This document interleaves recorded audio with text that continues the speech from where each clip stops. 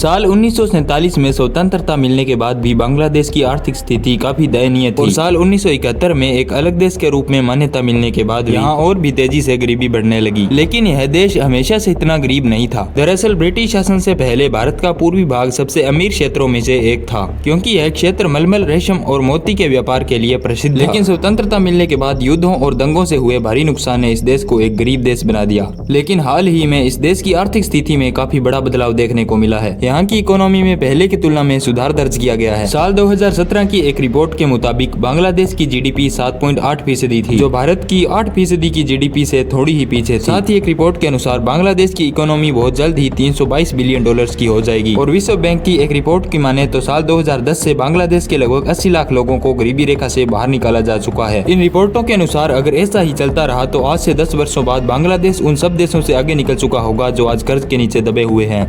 स्वतंत्रता के बाद आखिर यहाँ पर ऐसा क्या हुआ जिसने बांग्लादेश की इकोनॉमी को इतना मजबूत बनने में मदद की, जानेंगे आज के इस वीडियो में।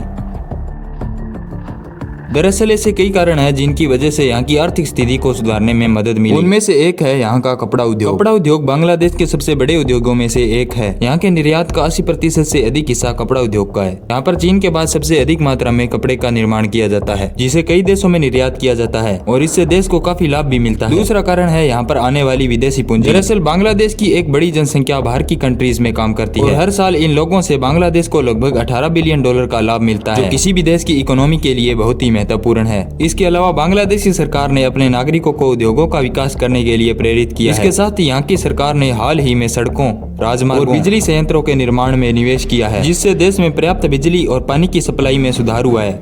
ये कई ऐसे कारण थे जिनकी वजह से बांग्लादेश की इकोनॉमी में इतना बड़ा सुधार देखने को मिला। विकास की इस दौड़ में बांग्लादेश को आगे बढ़ने में सफलता मिली।